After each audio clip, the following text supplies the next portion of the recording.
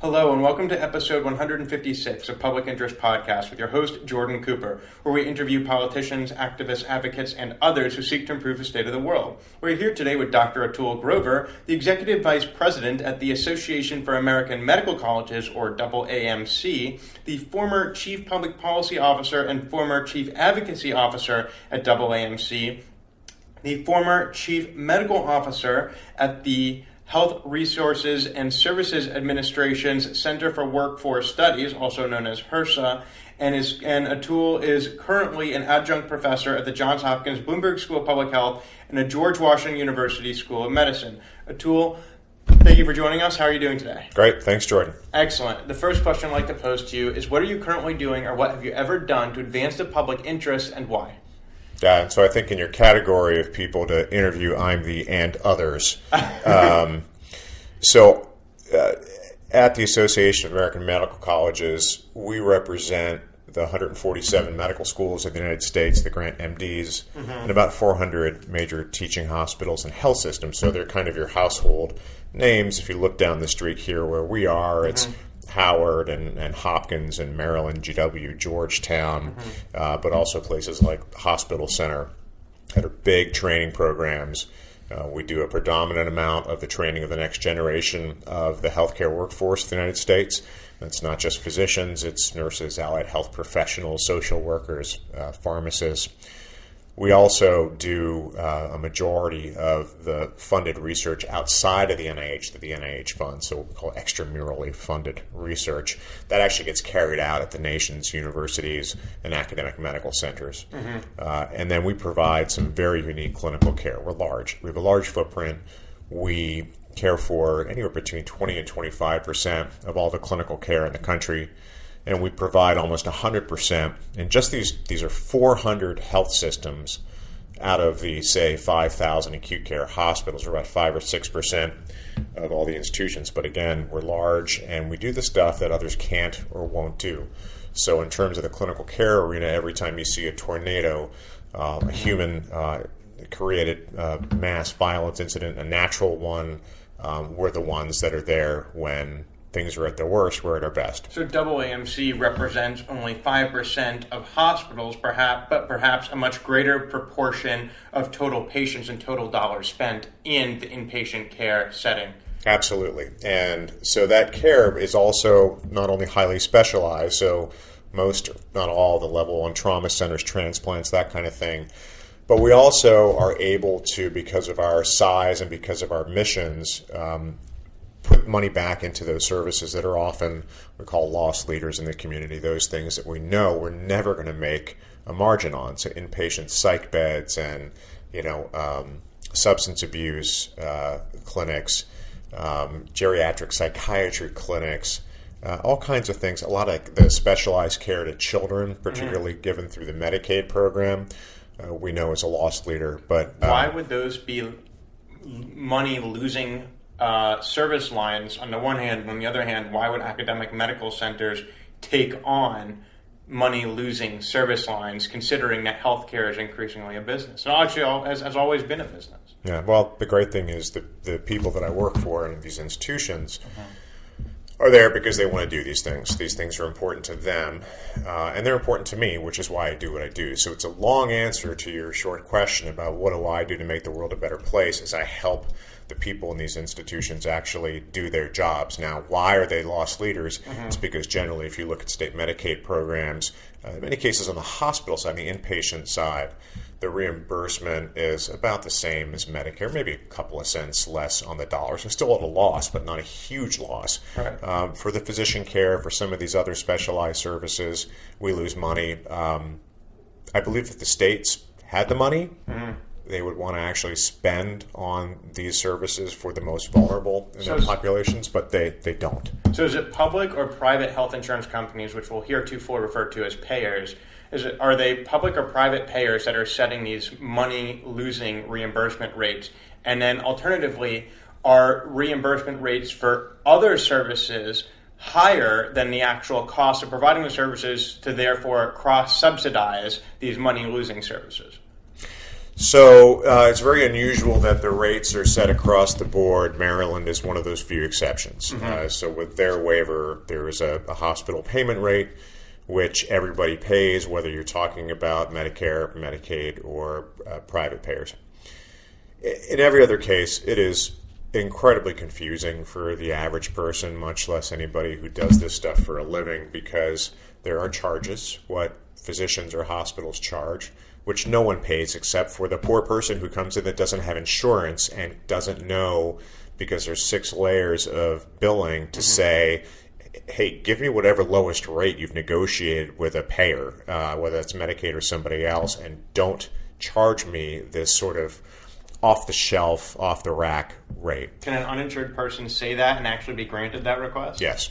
Whether they'll be granted that request by a particular physician or hospital or other provider, that's up to that provider. But I certainly know of people who, before we had ACA, and people who... Which is the Affordable Care Act, also known as Obamacare for our listeners. Yeah, and people who have gone without insurance, unfortunately not had insurance, and they have been able to have this kind of negotiation. It's harder to do, I would say, with kind of a smaller office. They're just kind of unprepared to figure this stuff out. Yeah. But so within the system, Medicare sets rates, Medicare sets rates.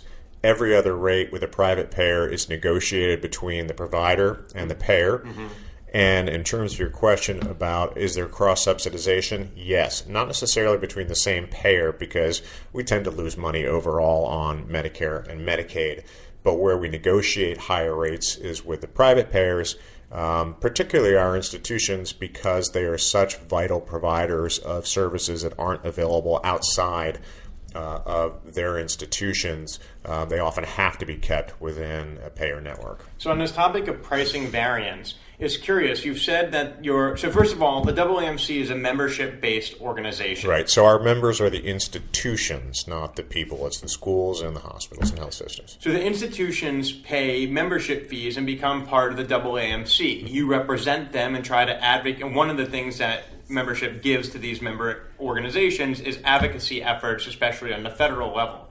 So you're advocating for higher Medicare or Medicaid reimbursement levels, yet you're saying that some of the service lines are money-losing service lines, and then generally you said that often Medicare or Medicaid reimbursement rates are not sufficiently high enough to cover the cost. Right. So what's the incentive to take Medicare or Medicaid public programs?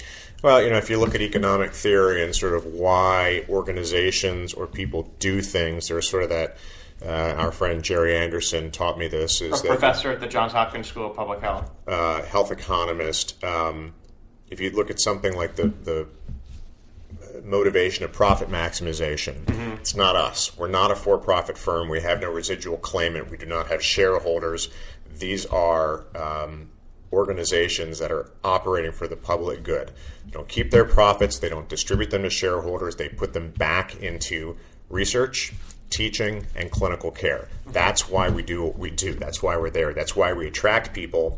And quite frankly, our ability to do this is made off the backs of the people who are willing, our faculty, physicians, our other staff, who are willing to take less money in compensation than they would otherwise make in the private sector, or perhaps at a for-profit institution across the street, because these missions are important to them. Now, academic medical centers do get higher reimbursement rates than non-academic medical center hospitals that are providing the same services, correct? In Maryland? Or in the country?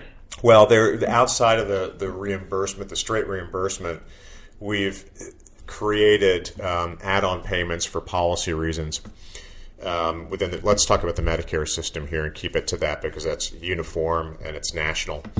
And so if you control for things like local wage indexes, labor costs, that kind of thing, and were to compare all the total fees received by one of our institutions, depending upon the place, it would be more than a non-teaching institution, because there are adjustments for the training of residents and fellows.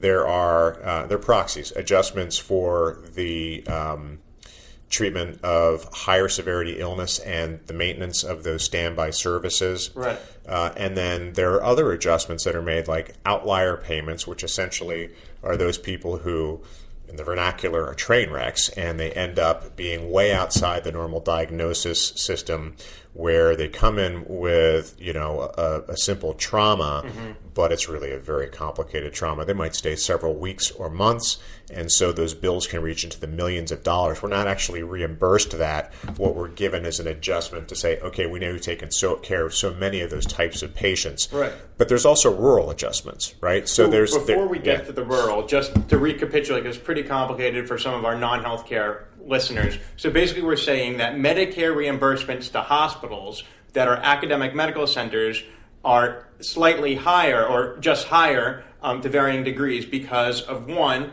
you're subsidizing the education of tomorrow's healthcare providers. Right. So Medicare pays probably less than 20% of the cost of training. It costs us about $150,000 a year to train a doctor all in, and it's a fraction of that Medicare pays. And then they also take on student debt. Yes, they do.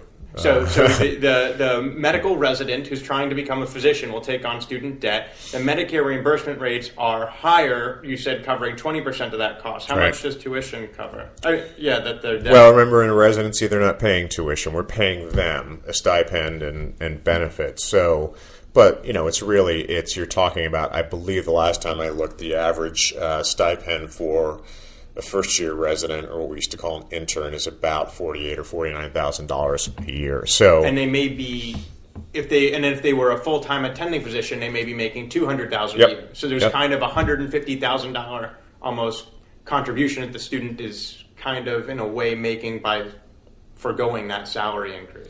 That would be if they were fully trained and able to care independently for patients, which they're not. So it's kind of the old apprenticeship model, except we've put a lot of regulations and standards in place through both what occurs in the health system, whether that's through Joint Commission or Medicare, or it's through the Accreditation Council for Graduate Medical Education that actually accredits the training institution. So they are there, though, to train. And you could argue that if I'm a month away from finishing my residency in internal medicine, I'm pretty darn close to somebody who's a month into their career after their residency. Although we're finding now that, increasingly because of some restrictions we've had on things like duty hours and residency training, we're all still learning, and the goal is to create lifelong learners. So,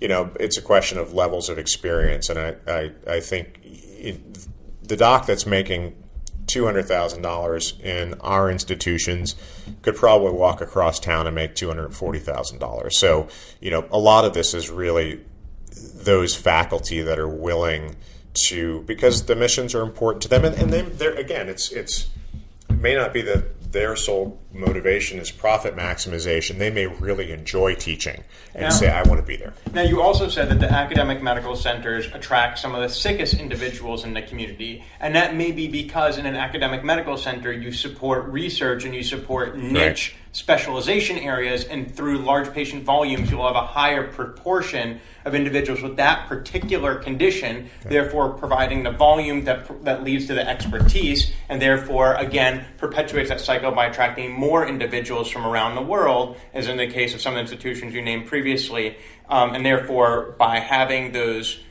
riskier patients, the costlier patients, you end up having higher reimbursement rates for that.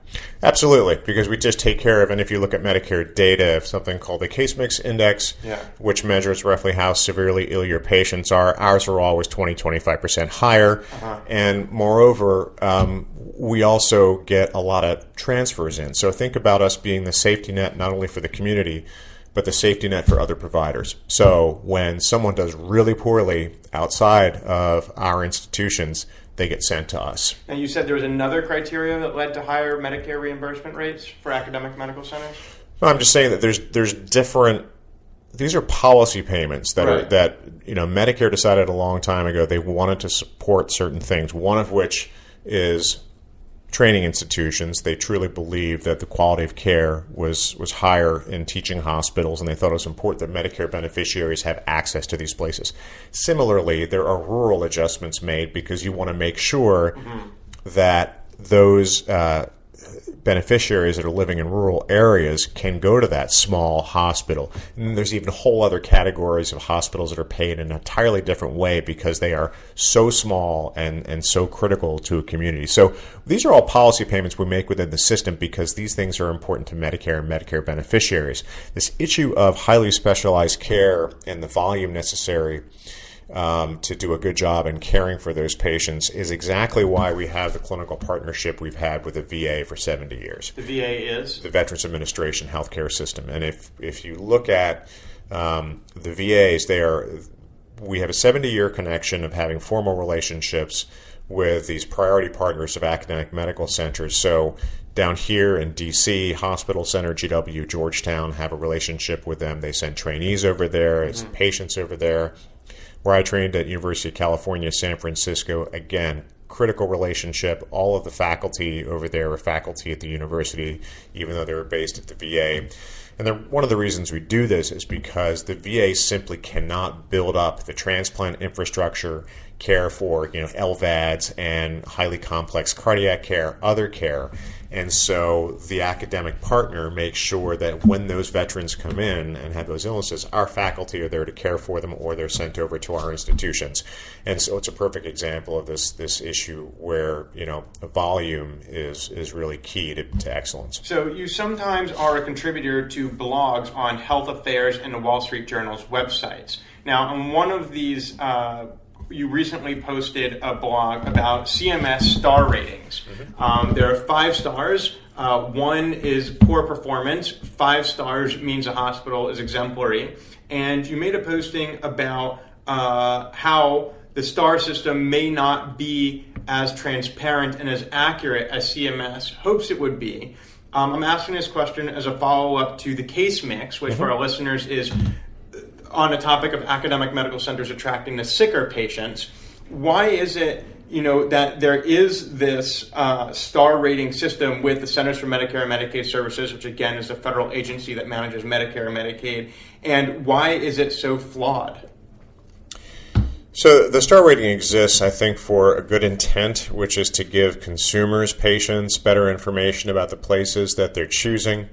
And the idea would be kind of a Consumer Reports thing of saying, well, you want to go to a place which is deemed by these quality criteria to be excellent. The challenge is the way that CMS has created the star system is it's kind of garbage in, garbage out. So it's a composite of a number of different other quality measures, but there are big problems with a lot of those other quality measures. They're missing data, an entire category. Right. So I can't remember the exact proportion, Jordan, but it's a higher proportion that are specialty hospitals that have gotten 5 stars that are missing half of the reported data that our more comprehensive institutions report. And because if a hospital doesn't report the data, CMS just assumes people are average. Does that not just provide a perverse incentive for hospitals to withhold data, to not report data, and only report the one thing that they're positive on and therefore get average scores in the rest? Yeah, but that's not my people. They're incredibly anal retentive. They want to report everything. They want to be careful. And in fact, one of the underlying quality measures is something called a PSI, Patient Safety Indicator 90, which pulls in every infection and complication and all this. It's not risk adjusted. It's not risk adjusted, and there's something called surveillance bias, which is the more you look for it, the more likely you are to find it. We look for a lot of stuff. We have whole teams of people that are in there that are trying to do the best job by the patient as possible. So you aggregate this stuff up, and some of these flaws just get magnified. I'll give you another example, would be readmissions. Conceptually, as part of the ACA, Medicare said, we got patients who you admit to the hospital. We're going to look at 3 conditions, heart failure and a couple others.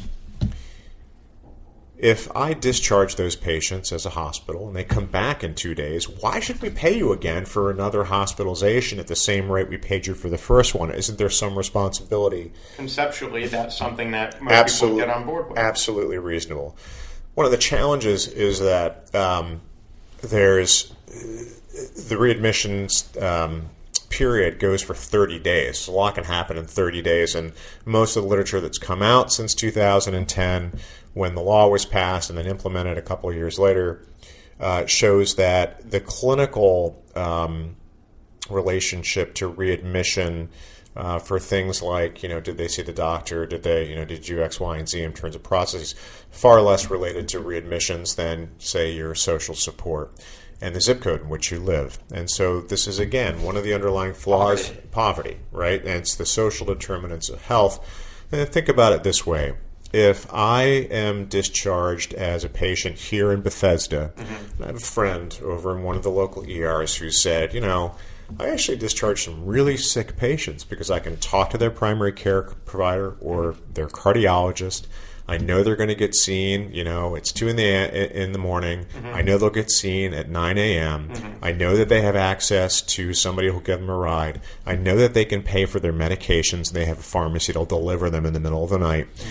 It's very different from, let's say, I'm a patient in East Baltimore where you and I both went to school, and I have no social supports whatsoever. I'm unmarried. I'm trying to raise 3 kids on my own. I have to take 2 buses to get to the darn hospital. I can't afford my medications.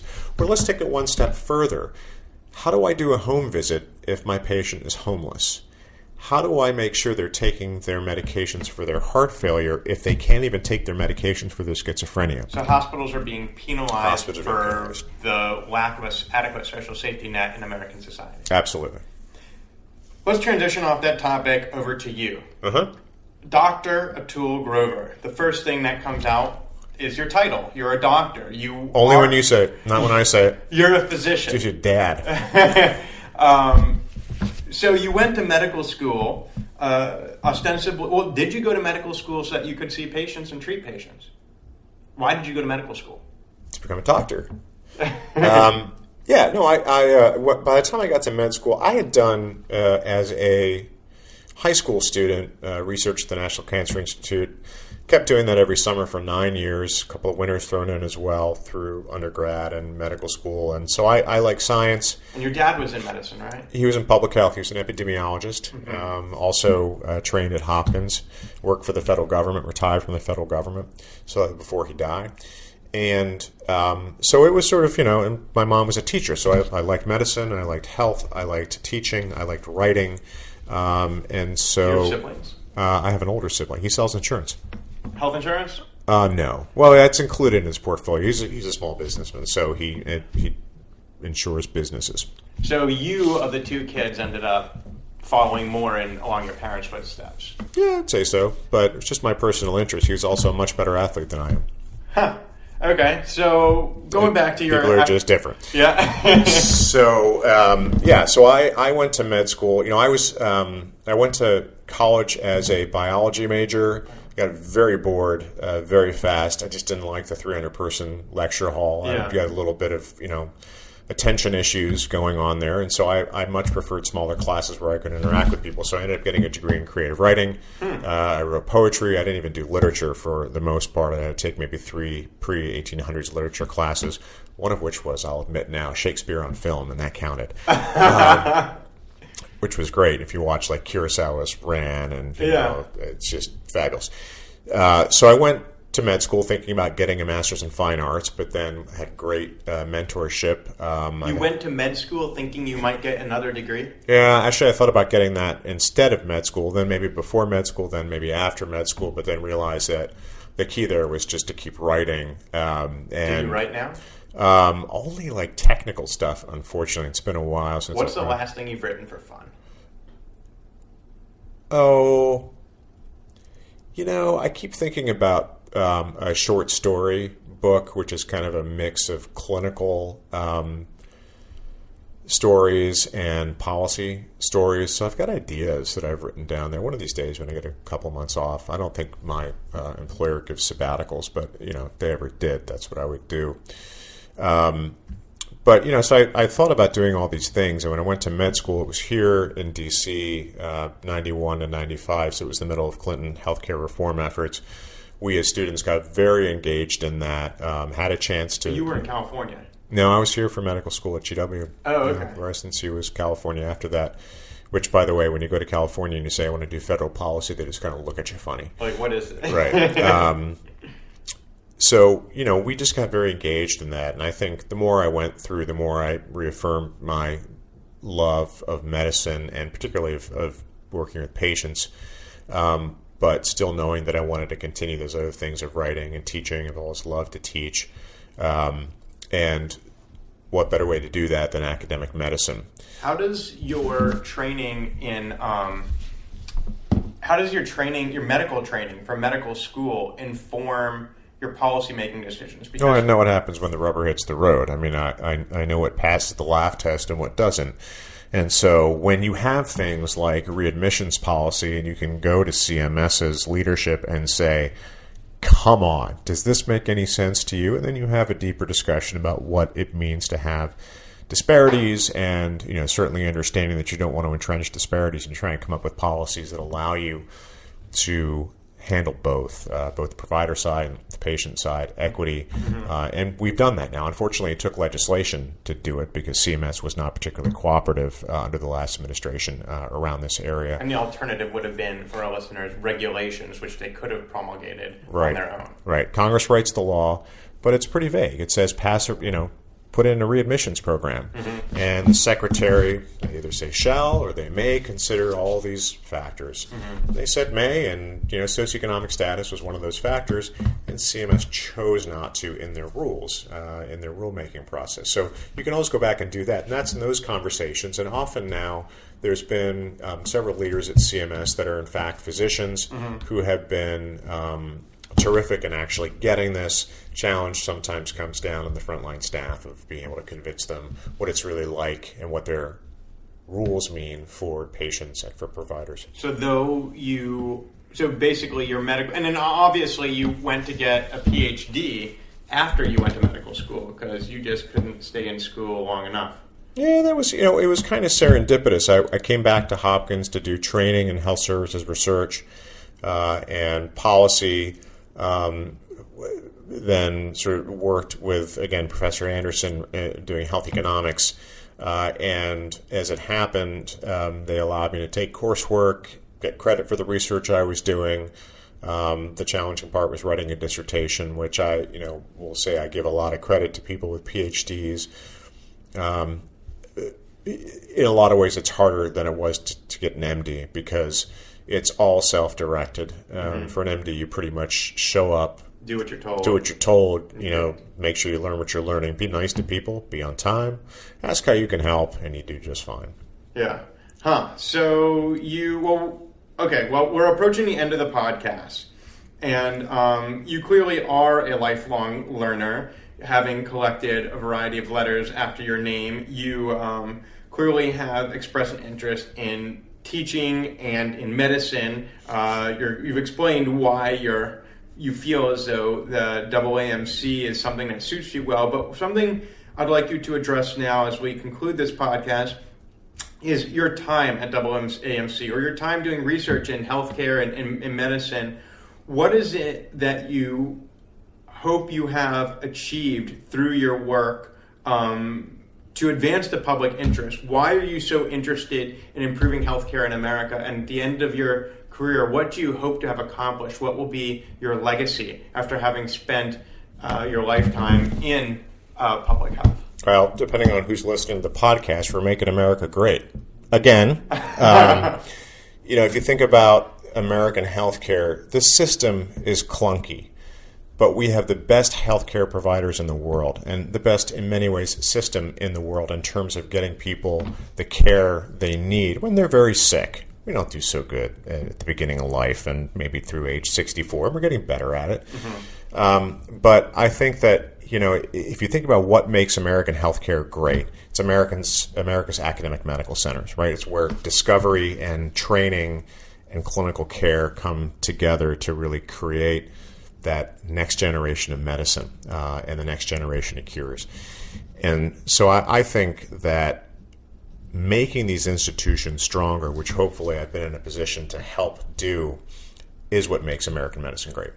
So we're making it great again. If you want to keep it great, do not let anything bad happen to these institutions. And I think it's easy to, whether you're a Republican or a Democrat, forget about the long-term investments that you need to make in American healthcare, and this is part of that investment. So I'm very proud to have done my part to make sure that these institutions can actually do what they want to do, which is help their communities and help them get care today, but also think about the new care of tomorrow, the new models we're going into. We've been leaders in all these things, from bundling and next-gen ACOs and everything else, to really discovering the next generation of treatments, therapies, and cures. And that has been Dr. Atul Grover, the Executive Vice President at the Association for American Medical Colleges, the former Chief Public Policy Officer and Chief Advocacy Officer at the AAMC, the former Chief Medical Officer at HRSA's Center for Workforce Studies, and a current professor at Hopkins and GW, who speaks about working to advance the cause and advance the interests of the AAMC as a means of helping those in greatest need. He sees himself as helping students, advancing medical educational opportunities, which in turn address access issues in the future as more people get coverage or increase in the number of providers that either stabilizes or reduces the ratio of providers to beneficiaries and citizens around the nation. He speaks essentially, it gets technical at times, money and policies and what the payment rates are, but in essence, Dr. Grover speaks about making American healthcare great again by ensuring that the sickest, that the students who wish to learn, that rural populations are served, and that research is being done. And clinical care, in some of the most cutting-edge clinical care, is being advanced, funded. Basic science research is going into clinical care. Basically, Atul speaks about advancing the public interest by advocating for major bedrocks of American healthcare, those primary big brand names, as he mentioned earlier, that really define what healthcare is when you think of it in your mind. And his legacy to America is one in which we provide more opportunities for more Americans to achieve their own potential due to the promotion of their wellness through the delivery of high-quality care. So, Atul, I'd like to thank you so much for joining us today. Thank you, Jordan. And that has been episode 156 of Public Interest Podcast with your host, Jordan Cooper, where we interview politicians, activists, advocates, and others who seek to improve the state of the world. I'll remind you to subscribe at publicinterestpodcast.com, listen on iTunes, Stitcher, SoundCloud, Blueberry, Player FM, Facebook, Twitter, and LinkedIn. And should you wish to speak to Atul, you can call 240-630-0380, and your voicemail will be conveyed to him. Thank you so much for listening, and we'll talk to you next time.